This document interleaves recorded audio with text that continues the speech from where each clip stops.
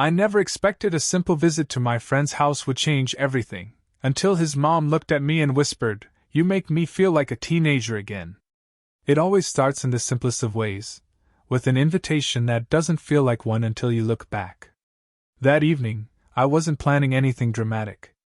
I was just stopping by my best friend's house after months of not seeing him. Life had pulled us in different directions. I had been busy with studies, part-time work, and trying to figure out my future. He had been caught up in his own world too. When he texted me earlier in the week to drop by whenever I was free, I thought of it as nothing more than that. A casual visit. But when I rang the bell, he wasn't the one who answered. It was his mom. She stood there in the doorway, wearing a soft cardigan that looked both casual and elegant. She had the kind of presence that made the whole room feel calmer, even when she wasn't trying. Her smile was gentle but real, the sort that makes you feel like you're welcome, not just tolerated. "Come in," she said warmly, stepping aside. "He's running late, but you can wait here." I hesitated for just a second. I hadn't expected this. I could have said I'd come back later, but the way she looked at me, a mixture of kindness and something else I couldn't name, made it impossible to refuse. So I stepped inside. The house smelled faintly of brewed tea and something floral, probably her perfume. It was comforting and familiar, yet different. It had been years since I'd last spent time here, and somehow the space seemed quieter, almost too quiet. My friend's laughter wasn't bouncing off the walls like it used to. The TV wasn't blaring in the background. Instead, there was only the soft ticking of a clock in the hallway. She led me into the living room, where sunlight spilled through sheer curtains, painting the furniture in gold. The sofa cushions looked slightly worn, but clean, carefully tended to. Everything about the room reflected her, graceful, practical, yet with little touches of beauty that made you pause. "Tea?" she asked. I nodded, and within minutes she returned with 2 cups, steam rising gently from the porcelain. She handed me one, and for the briefest moment, our fingers touched. It was nothing, polite, inevitable. But I noticed it. We sat down across from each other, and the silence between us wasn't uncomfortable. It was present. Like the air itself was waiting. I glanced at her. She looked good, not in the superficial way people sometimes mean, but in a way that made you notice her strength. The lines on her face weren't flaws. They were the kind that come from smiling often and living fully. Her eyes, though, carried something deeper. A quiet loneliness maybe, or perhaps just reflection. She broke the silence first. "It feels strange, doesn't it? Time passing so quickly. You boys used to run through this house like wild things. Now you're all grown." Her words carried a softness, almost wistful. I found myself smiling, not out of politeness, but because I felt it too. "Yeah," I said. "It feels like it happened overnight." She laughed quietly, shaking her head as though amused by the years themselves. The sound filled the room, warm and alive. And that was how it began, not with a confession, not with a dramatic gesture, but with tea in a sunlit living room, 2 people sitting across from each other, both aware of the silence, both feeling the weight of time, and neither realizing yet how much this moment would matter. Because sometimes, the smallest invitations carry the heaviest consequences. The first sip of tea was enough to cut through my nerves. Warm, fragrant, a little stronger than I usually took it, but comforting, like the kind of drink someone makes for you with care. I noticed she had placed the sugar closer to me than to herself, as though she remembered I liked things sweeter. That detail struck me. After all this time, she still remembered. We began with small talk, the sort of polite exchanges that fill silence, how classes were going, whether I was still working part-time at the bookstore, if the commute had become easier now that I moved closer to campus. I answered easily enough, but there was something about the way she listened that made even the simplest details feel significant. She wasn't just nodding or waiting for her turn to speak. She leaned in slightly, her chin resting on her hand, her eyes focused. Like nothing else in the world mattered more than the words I was saying. And that kind of attention is disarming. I found myself sharing more than I meant to. I joked about my terrible attempts at cooking, how I had burned rice so badly it stuck to the bottom of the pot like cement. She laughed, really laughed, a sound that carried from her chest, unpolished and full of life. The kind of laugh that made you want to say something funny again just to hear it one more time. "You always had that way," she said, shaking her head slightly, a smile still tugging at her lips. "Even when you were younger, you could make an entire room laugh without trying." I shrugged, pretending to brush it off, but inside I felt the compliment sink deep. Her words weren't flattery, they were memory. She had been paying attention long before this afternoon. As we kept talking, the topic shifted. She asked me about the bookstore, and I told her how some customers treated it like a library, reading for hours without buying a thing. She rolled her eyes playfully. "You're too polite. I'd have thrown them out after 10 minutes. I grinned. "That's because you're tougher than me." Her smile softened. "Not tough. Just practiced. Life teaches you when to be firm." Something in her tone hinted at stories she wasn't telling. I didn't press, but I noticed. The room seemed to still for a second, like even the clock ticked more quietly. Then she brushed her hair back behind her ear, almost shyly, and the moment passed. Still, there was a change in the air. The distance between us, the years, the roles, the fact that she was my friend's mom, began to feel less like a wall and more like a bridge. Every exchange carried a thread of playfulness beneath it, a subtle daring. Like the way her eyes lingered a fraction longer than necessary after I said something. Or the way her hand rested on the edge of the table, close enough to mine that I could feel its warmth without touching. It was nothing. It was everything. At one point, she caught me staring at her hands. Elegant, with a faint trace of age that only made them more beautiful. She lifted her cup, the movement graceful, and tilted her head. "What?" she asked with a teasing smile. I shook my head quickly, embarrassed. "Nothing. Just, you have the same little habit as your son. The way you tap the cup before you drink." She blinked, then laughed again, surprised by the observation. "Do I?" She demonstrated it unconsciously, tapping the rim of the cup with her finger. I never noticed. The laughter faded into something quieter, something softer. Our eyes held, and for a moment, the air between us felt fragile. That was when I realized, this wasn't just small talk anymore. This was connection. Something alive, growing slowly but unmistakably, hidden inside the rhythm of gentle banter. The conversation shifted the way evening light shifts through a window, subtly, almost without notice, until suddenly the whole room feels different. One moment we were still laughing about my cooking disasters and the quirks of bookstore customers. The next, her tone softened, her gaze drifting away from me toward the window where the last of the sunlight stretched across the curtains. She was quiet for a moment, as though weighing whether to let the silence linger or to fill it with something heavier. "You know," she began, her voice lower now, not as playful. "Sometimes I wonder where all the years went." I didn't interrupt. I just listened. She set her teacup down carefully, her fingers lingering on the porcelain before folding into her lap. "One day you're rushing everywhere, raising a child, working, keeping everything moving. Then suddenly," she exhaled slowly, shaking her head, "the house gets quieter. Too quiet. And you realize you put so many of your own dreams on hold, thinking you'd have time later." Her words hit with a weight I hadn't expected.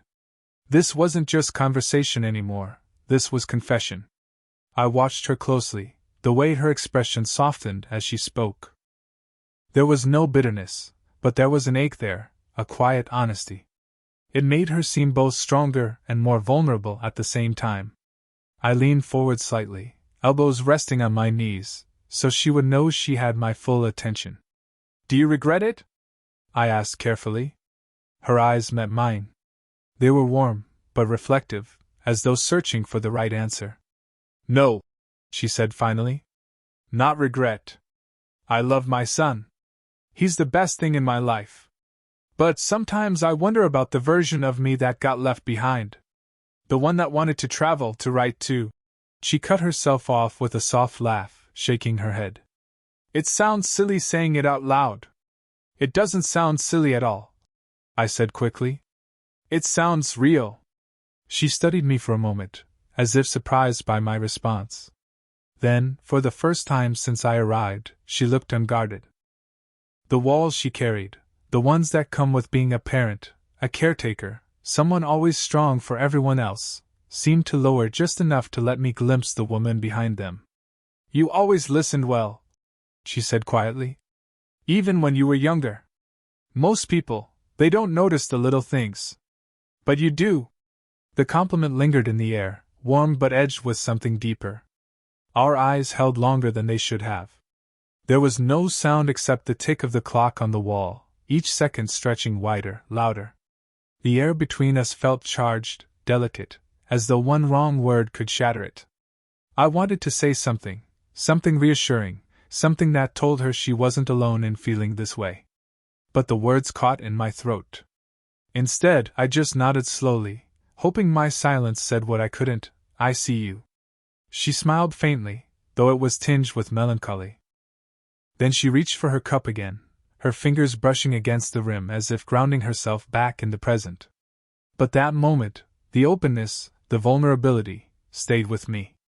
I realized then that what I felt toward her wasn't just admiration or attraction. It was something deeper, respect, connection, the quiet ache of recognizing someone's hidden loneliness and wanting to be the one to ease it. And as strange as it seemed, I sensed she felt it too. It happened so naturally, so quietly, that if I hadn't been paying attention, I might have missed it altogether. After our conversation dipped into her deeper thoughts, she rose from her chair, gathering the empty teacups. Her movements were unhurried, graceful in a way that felt effortless. I stood automatically, offering to help. You sit, she said, smiling over her shoulder as she carried the cups toward the kitchen. You're the guest. But I followed anyway, more out of instinct than stubbornness. The kitchen was filled with soft light, the kind that made the counters glow. I placed my cup beside hers on the counter, and for a brief moment, our hands brushed, just a passing touch. It should have meant nothing. But it didn't. Her skin was warm, her fingers delicate against mine. A flicker of something electric ran through me, and I knew she felt it too because she froze, just for half a heartbeat, before pulling back. She smiled quickly, as though to disguise it, but her eyes betrayed her.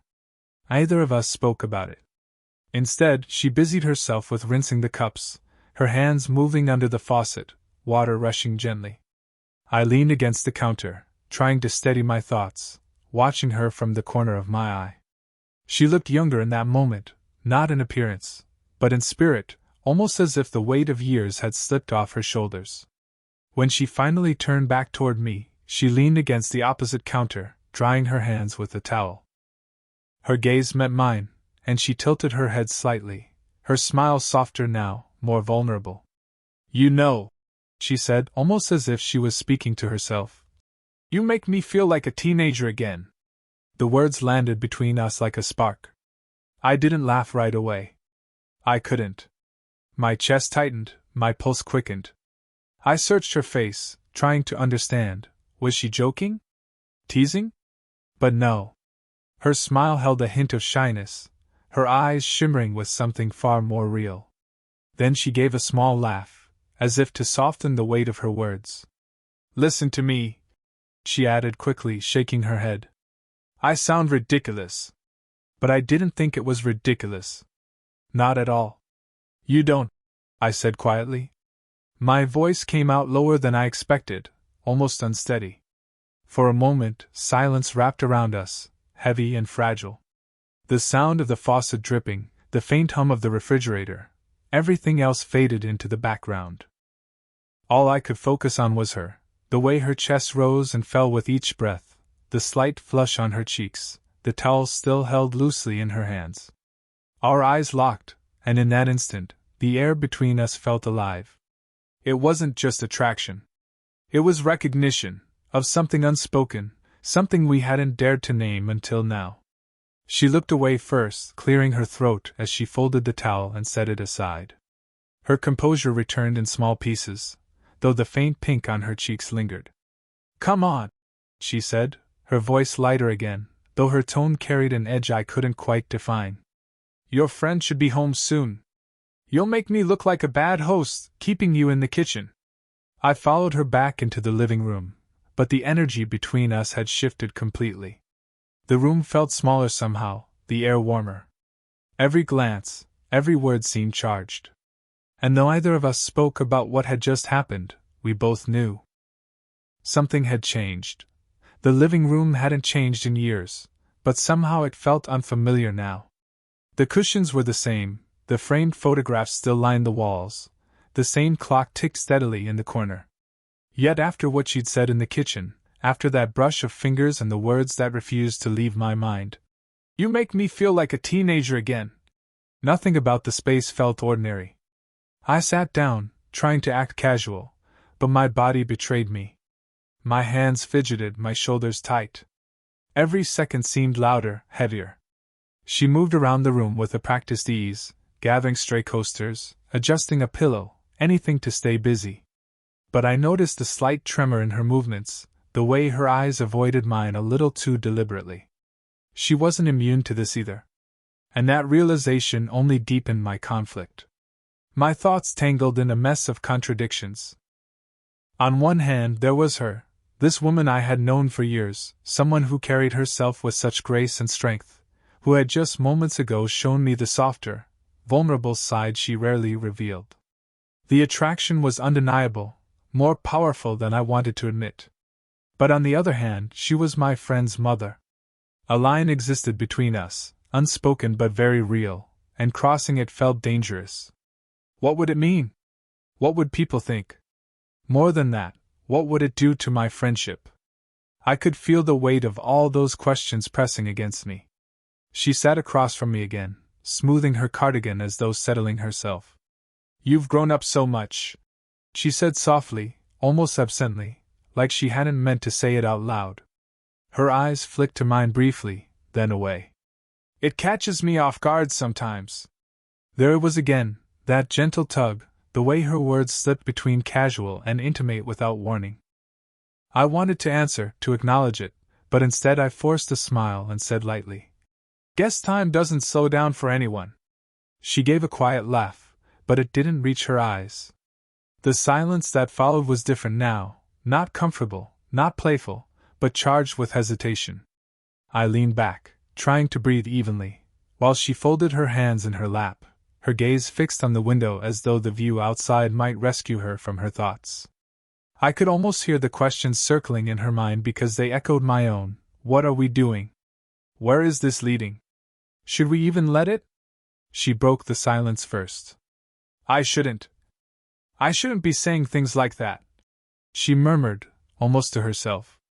"It's not fair to you." Her voice was steady, but there was a fragility beneath it. She was drawing a line, and yet the way her fingers twisted together betrayed the conflict inside her. I wanted to tell her it wasn't unfair. That I didn't mind. That I wanted to hear her, even if it complicated everything. But the words lodged in my throat. All I managed was a quiet, "It's okay." Her eyes met mine for a moment then, steady, searching. The kind of look that feels like it lasts far longer than it really does. My chest tightened under the weight of it, and I knew that if we stayed like this much longer, something would break. So she stood. "I should check if he's on his way," she said quickly, reaching for her phone. Her voice was firmer now, her movements brisk, as if she needed the distraction to pull herself back together. I watched her from the sofa, torn between relief and disappointment. Relief, because the tension was overwhelming.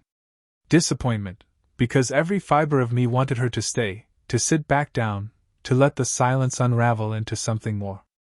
Instead, we were left in limbo, two people circling around the truth, both afraid to step into it. And maybe that was what made the air between us even heavier. The hesitation didn't erase the feelings. It only sharpened them. Time moved strangely after that.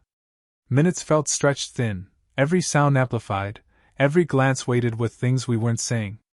She had checked her phone, tapped out a quick message to her son, then set it down on the counter, as though even that small act carried too much meaning. I stood near the doorway, unsure whether to leave or to stay. My heart thudded hard in my chest, the kind of rhythm you feel in your throat, in your fingertips. She moved toward me slowly, not because she was stalling, but because every step seemed deliberate, careful. When she stopped just a few feet away, the space between us felt electric. "Thank you," she said finally, her voice quiet but steady. "For what?" I asked, though I already sensed the answer. Her gaze softened, her lips curving in a faint, wistful smile. "For listening. For reminding me that I'm still someone people see. Not just a mother, not just someone who keeps the house running. You made me feel." She paused, as if catching herself, then shook her head gently. "You made me feel alive tonight." Her words struck deeper than I was ready for. I wanted to tell her she was alive, vibrant, more than she realized. I wanted to put into words the admiration and longing swelling inside me, but everything I thought of felt clumsy, inadequate. Instead, I took a step closer. She didn't move away. Her eyes lifted to meet mine, and I saw the flicker of uncertainty there, not fear, not rejection, but hesitation, the awareness that whatever happened next could change everything. I hesitated too, caught in the same storm. My mind screamed about boundaries, about the wrongness of letting myself fall into this moment. But my body betrayed me, moving gently, almost instinctively. I reached for her hand. At first, my fingers only brushed against hers, tentative, cautious.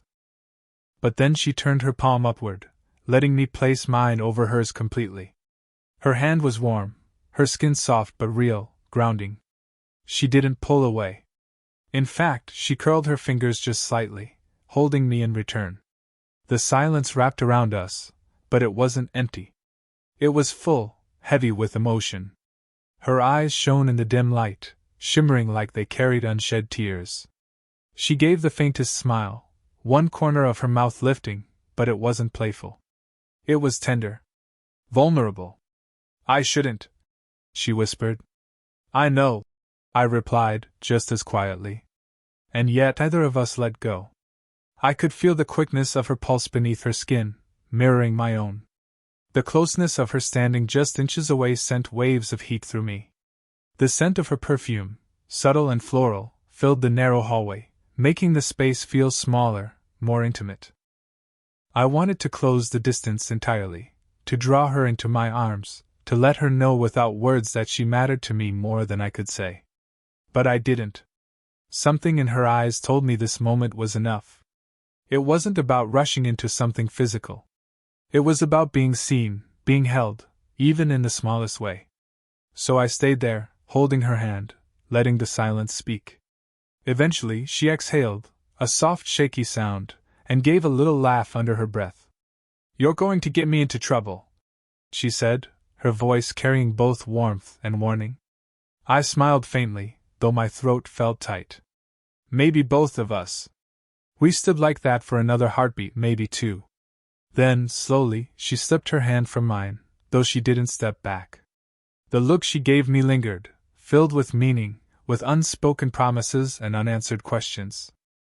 And in that charged pause, I knew, even if nothing more ever happened, this moment had already changed us. The sound of the front door unlocking cut through the stillness like a bell.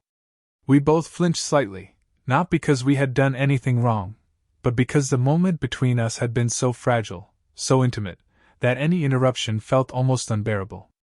Her son's voice carried faintly from the entryway, calling out a casual greeting as he kicked off his shoes.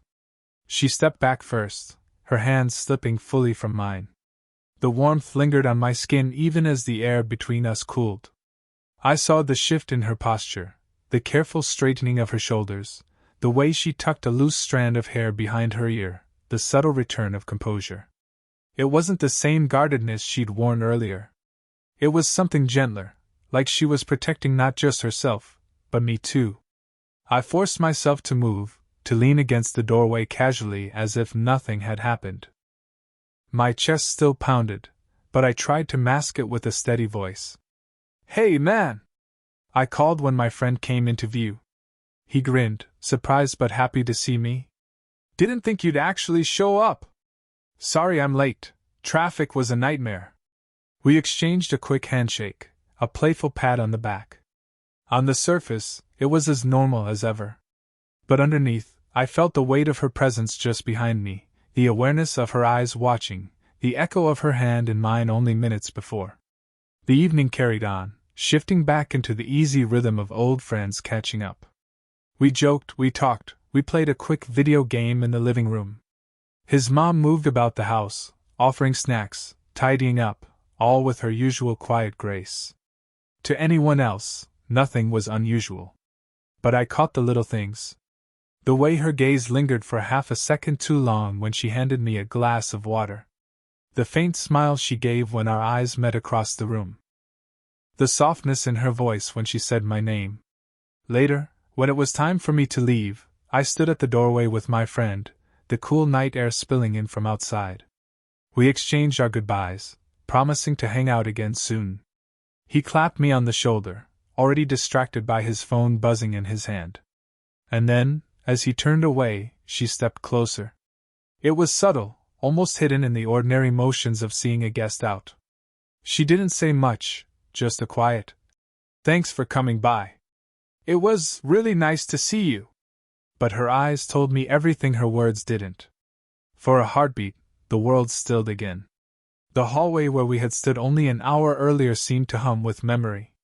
I wanted to say something, to tell her what she had meant to me tonight, how her words, her vulnerability, her laughter had left an imprint deeper than she realized. But I didn't. I only nodded, returning her smile with one of my own. "Yeah," I said softly. It was. Our gazes held one last time. Not long enough for suspicion, but long enough to promise that what had happened, what had almost happened, wasn't nothing. And then I stepped into the night, the door clicking shut behind me. As I walked down the quiet street, the cool air filling my lungs, I carried her words with me. "You make me feel like a teenager again." They echoed not as a fleeting compliment, but as a confession.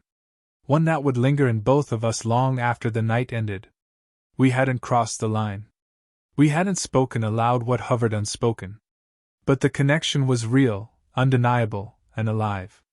And maybe that was enough, for now 9L.